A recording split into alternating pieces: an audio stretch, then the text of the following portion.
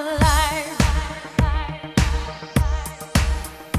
They are alive and well. Well in the sense that despite the difficulties, they toil long and hard to keep the wheels of government turning.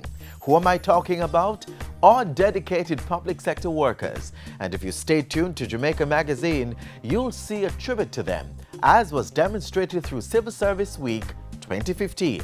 Also in the package, now Dirty Up Jamaica. We remind you why. Welcome to the show. I'm Adrian Atkinson. Do stay with us.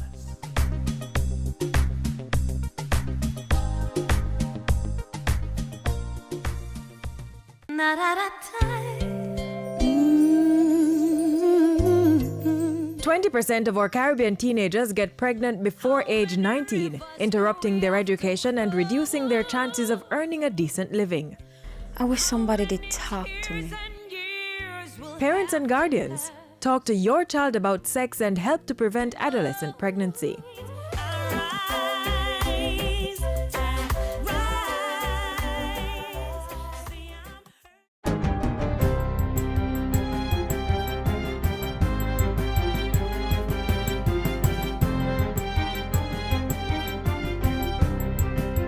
Good day, I'm Carrie-Ann Smith and this is your GIS News for Friday, November 27. The region's safety and security mechanism has been boosted with Thursday's signing of an information sharing memorandum between CARICOM and the newly autonomous state of St. Martin. The Ministry of National Security hosted the signing, which will see St. Martin accessing the region's Advanced Passenger Information System, APIS. This system provides data on passenger movements across borders for air and sea vessels and enables countries to better monitor and protect their borders. And we anticipate that the information and intelligence that we share will, over time, go towards making our citizens safer. And perhaps not just our citizens, because we are all into tourism. And so too, it's making our citizens, our nationals and visitors alike secured. The Caribbean has one border together, and we are all very small and too small to do it all together given the developments in the world of today. But as we join forces together, we will be able to close our gates better together. Government says there are no plans to do a wholesale layoff of public servants. The confirmation came Thursday from Minister Horace Daly, who's leading government's wage negotiations with public sector workers. He was responding to reports made in a daily newspaper that public sector workers could soon be separated from their jobs so government can meet its obligations under the Extended Fund Facility with the International Monetary Fund, IMF. Minister Daly says government and the unions have agreed on a course of action to bring the island's wage bill to 9% of GDP by March 1, 2016. We agreed to restructuring. We agreed to divesting some of the services that we have. We agreed to merging entities. We agreed to outsourcing some of the things we do. Our workers, led by their unions, have some concerns about the pension scheme. They have 5 areas of concern. We have been discussing with them and we will continue to discuss with them. So don't be afraid. The accident and emergency departments of 2 of the nation's hospitals are to benefit from renovated and expanded facilities. On Wednesday, a $143.23 million contract was signed to start works at the Princess Margaret Hospital in St. Thomas. YP Seaton and Associates will carry out works to include roof construction and landscaping, as well as electrical, window and door installation. All of these things are good. But finally, I say to you, don't let your standards fall. On Thursday, meanwhile, ground was broken at the Linstead Hospital in St. Catherine. Back in September, a $76.4 million contract was awarded to Chin's Construction Company for Linstead Hospital's upgrading. Mr. Chin Construction, do it on time. And if you can do it before the 12 months, the people need it. Both projects are to be completed in a year's time and are being financed by the National Health Fund. Owners of lands which were acquired for mining by Noranda Bauxite Company in St. Anne now have registered titles for their properties. The title distribution was facilitated by a Memorandum of Understanding between Noranda and the Land Administration and Management Program, LAMP. LAMP has delivered 29 such titles to Noranda today, or will deliver, and we are delivering 41 today to the Commission of Lands for the purpose of ensuring that the former landowners are indeed resettled. A similar memorandum of understanding was previously signed with Jamaica, which clarified 3,000 parcels of land in Manchester and Clarendon. Minister Pickersgill says the processing of applications has already started for those with documentation reaching LAMP's offices. We will continue to engage all bauxite companies until this vexed issue is resolved, because I've often said security of tenure and secure property rights are essential to reducing poverty. And finally, to meet the increased demand for public transportation in rural Jamaica, the Transport Authority says it is reopening 438 bus and taxi routes island-wide. The authority says applications will remain open until the routes, which include 374 route taxis and 64 rural stage carriage bus routes, are filled. Some of the new routes include New Harbour Village to Old Harbour, Spanish Town to Civil Meadows, and Spanish Town to Joe Blaine in the corporate area, as well as Maypen to Kennedy Grove in Clarendon. Potential applicants for route taxis with road licenses 15 years and under will be accepted, but those with motor cars 11 years and over will be required to do a structural safety report. The requisite display of taxi roof sign or globe and color coding will also be required. And that's it for JIS News Today. I'm Carrie Ann Smith. Thank you for watching.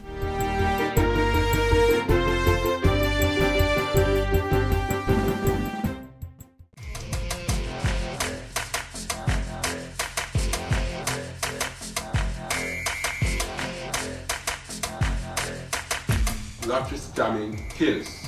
It is a clear and present danger to all communities and our society at large. Up to August, 138 murders in Era 1 have been associated with lottery scamming. I want to make a personal appeal to parents and other family members to ensure that they do not, by their silence, give tacit support to their children who are involved in criminal behavior.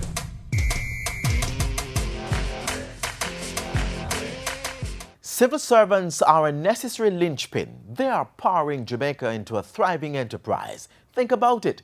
Public sector workers are critical to almost every field: administration, justice, healthcare, education, law enforcement, emergency services, and even policy making. With so many responsibilities resting on their shoulders, they deserve their moment of glory.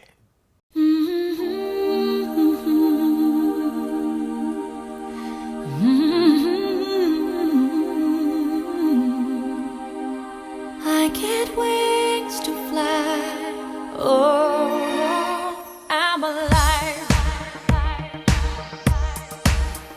It is an honor this morning to be here to be a part of the civil service, the launch of the recognition of civil servants in Jamaica. We are a very sophisticated workforce, very sophisticated, and many of us are internationally recognized.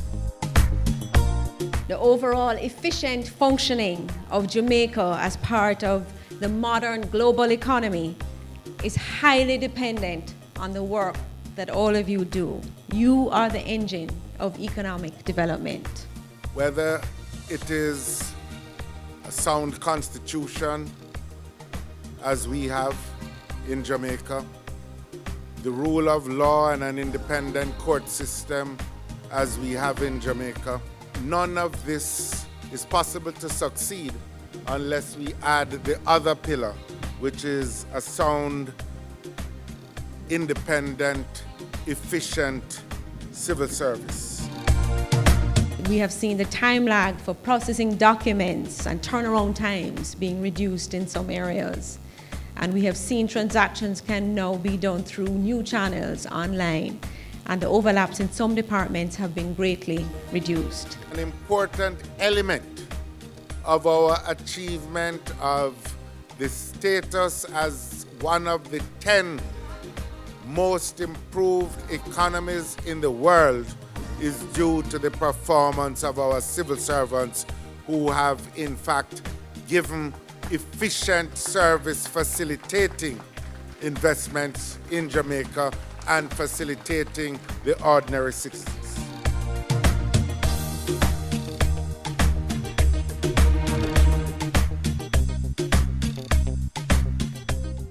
The commendable reforms already undertaken in the public sector will require diligence and an uncompromising commitment to delivering high-quality service right across the board.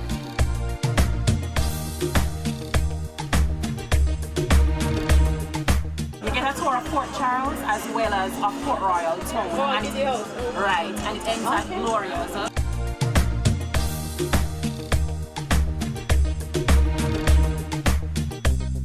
The decisions we make every day as civil servants have an impact on the provision of high-quality services and sustainable development.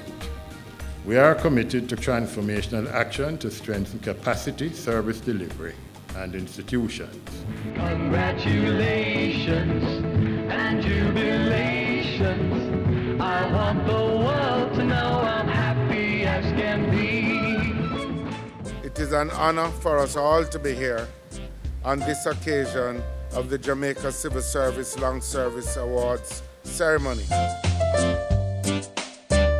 I feel grateful in that, our services as civil servants can be recognized. I'm really appreciative of this service. I'm feeling thankful. The work that I do, I'm really happy about it. I work with the soil fertility department. I am grateful to be recognized for long and sterling service.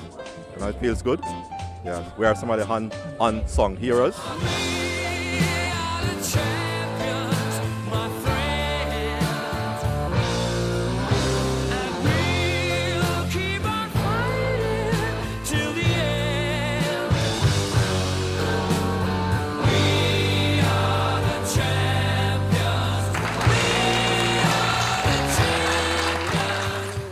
I feel first blessed, and then extremely honored that my colleagues have seen something and felt that I deserve to be honored or awarded for it. I want to do something with the children's home. I want to do something, it's something that is dear to my heart. I want to look at how we can perhaps implement something or establish something that when, for example, a civil servant passes on, and if the person has like children or so on, a sort of support.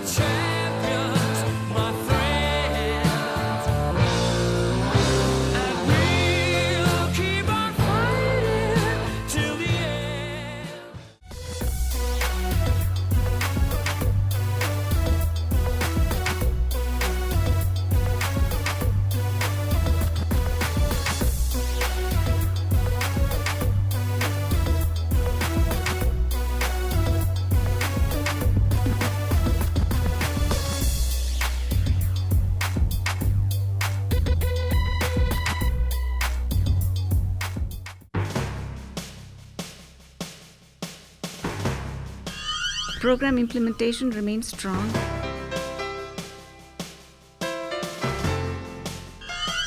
We also welcome the recent wage agreements. It was a proactive and important step in reducing Jamaica's public debt.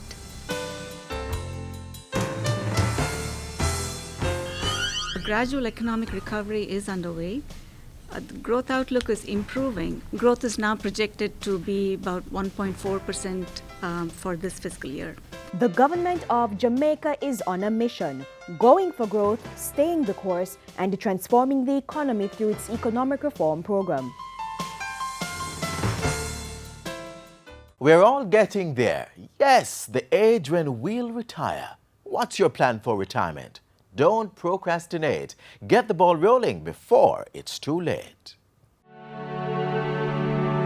Imagine a life fully devoted to a profession. Toiling through the sweltering heat or hard at work in an office, racking up awards and earning a low, moderate, or really generous salary along the way. But years later, when seniority dictates that a day-to-day job is no longer feasible, you are left bereft of funds. One could find themselves in serious deficit. Retirement becomes fiscally strained, and you are no longer able to maintain a quality standard of living. Before that happens, apply the every mickle make a muckle technique. Plan for your retirement before it's too late.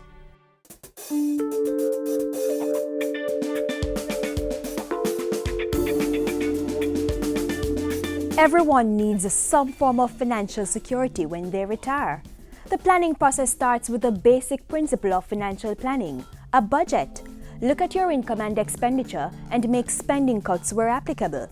Once you've identified the amount of money to go towards your retirement, invest it in an approved pension scheme that will guarantee an adequate rate of return. In terms of the accrual on the investment, and of course, something that will ensure that you have a guaranteed income at the point of retirement. Now, if you work with a company that makes it mandatory for employees to make pension payments to an approved retirement scheme, 5% of your gross monthly salary will likely go towards your pension. What that means is that the contribution is applied directly to the pension account before taxes are taken. That allows your contribution to be a more efficient contribution for the purposes of your retirement. The money is not kept in the employer's account. Instead, it goes directly to a pension fund supervised by a licensed financial institution. If it is, though, that you're planning to properly prepare, a 5% contribution is not likely to give you or generate the sort of income that you will need or sufficient enough to take care of those retirement needs, let's say 5 years, 10 years into the retirement. So the idea is to gradually increase the amount you contribute over a period of time. Be aware, though, that you can only contribute as much as 20% of your gross monthly income. Employees can access their company's contribution to the pension plan after a specific number of years called the vesting period. If your employer doesn't have a set pension fund, or if you're a self-employed person, you can still visit a financial institution and join an approved pension fund, and you will still get the tax-free benefit. This individual retirement account, however, is only available to persons who are not already a part of an approved pension scheme. Only one pension or retirement fund is permitted under the law. Other forms of investments, stocks, mutual funds, bonds, fixed deposit accounts, etc., can also be used to shore up your retirement reserves. Whichever route you choose, a financial advisor is recommended. An advisor, for example, can look at your arrangement and say, listen, based on your current level of contributions and based on where you're projected to be, assuming your retirement occurs in 10 or 15 years, we may need to ask you to increase your premiums to make sure there's no shortfall. Now, some people believe they are too young to start planning for the period when they will not be able to work. That mindset needs to change. Consider this scenario. There are two individuals, both investing $10,000 each monthly, but one started to make the contribution at age 30 and the other started at age 40. The individual that starts at age 30, at his point of retirement, can expect a projected value on his retirement account of about 46 million. For somebody who started 10 years later, so instead of 30, now 40, their accumulated value is 13 million. That's a $33 million difference. When it comes to retirement, it costs to wait. By way of an earlier start, that individual can expect to have a higher percentage of his final income replaced at the point of retirement. The government has also taken steps to ensure that persons have some form of income when they retire. This is being manifested through the National Insurance Scheme (NIS), a 2.5% mandatory contribution by both the employer and employee. 2% of the contribution goes towards the NIS and the remainder to the National Health Fund (NHF). There are several benefits to the NIS. A funeral grant, widow's benefit, and orphan's benefit are among them. But when it comes to monthly pension payments, the NIS is deemed the great equalizer. It is based on the principle of work, and it says that all work is work, regardless of how much you are paid for it. So those persons who contribute more to the scheme will earn more from the scheme. But in general, a person who contributes at a low level gets the same flat rate benefit as the person who contributes at a higher level. So if you are not making your NIS payments, a good time to start is now. You can register with any NIS office in your area. And even if you contribute to the NIS, you're always advised to look at other forms of retirement benefits. Real estate is a good investment. Take the business of retirement very seriously. So start early is my recommendation. Make sure that once you've started that you stick to it.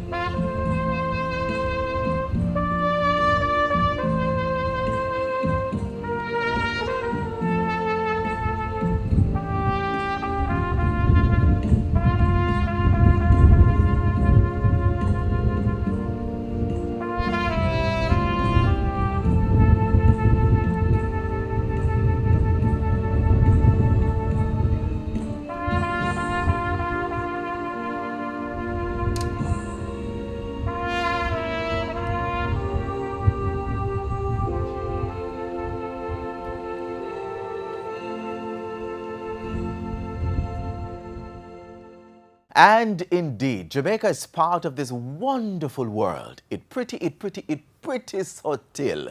Apart from the fact that it is just plain nasty to throw garbage all over the place, have you ever stopped to consider the repercussions? Please, not dirty up Jamaica. Keep we island clean, so clean. From the peaks to the beach, so clean. Not dirty up Jamaica, please don't do it. Keep we island clean, so clean. From the peaks to the beach, so clean. Not dirty up Jamaica. Jamaican people, really?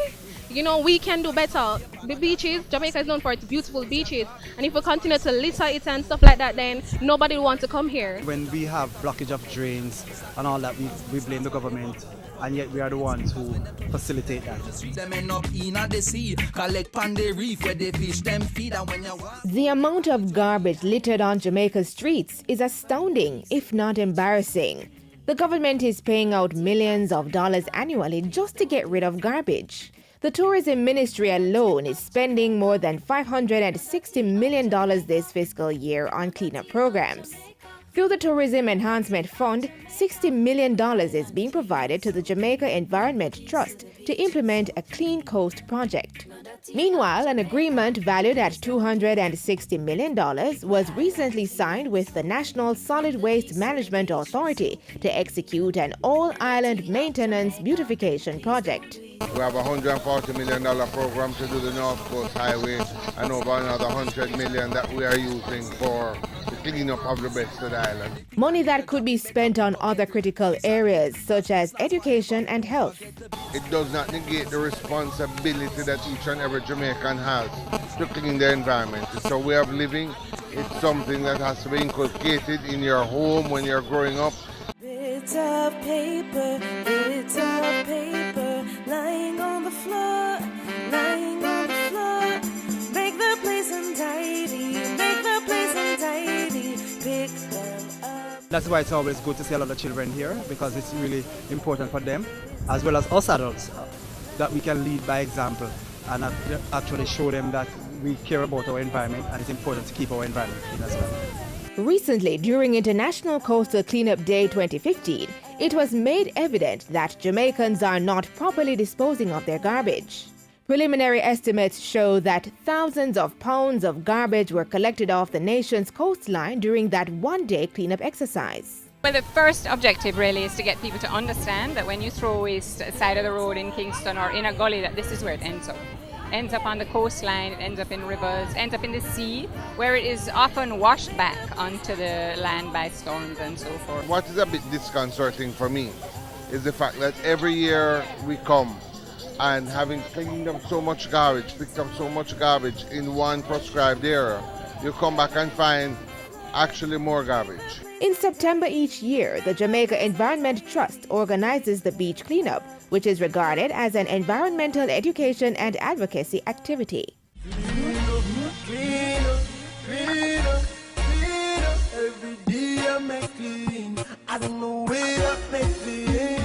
Documentation is made of the type of debris collected, and this data is used to help formulate future cleanup campaigns. The fact that people are just throwing and littering in the community, in this area, but the fact that in the communities around Jamaica, that litter is being thrown into the gullies and the drains.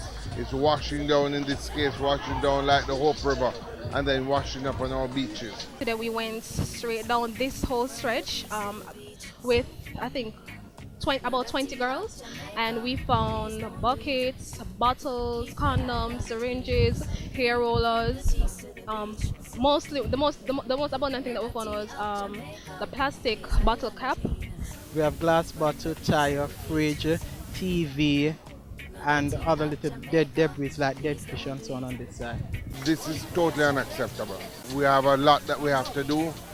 There's a responsibility of government as much as possible to provide the receptacles to put the garbage in, to do the campaign. But there's also the element that each and every Jamaican has to sort of learn the social mores to ensure that we're going to keep the country in a way that we're protecting it for future generations. No dirty up Jamaica, please don't do it.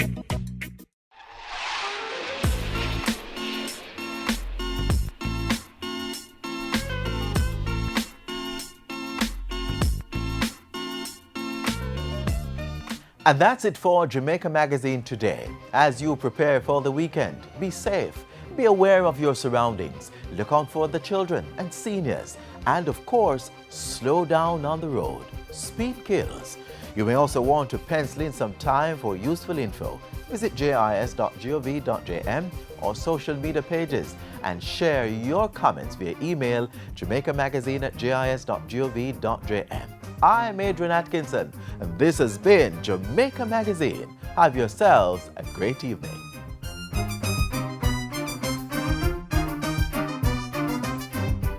This has been a production of the Jamaica Information Service, the voice of Jamaica.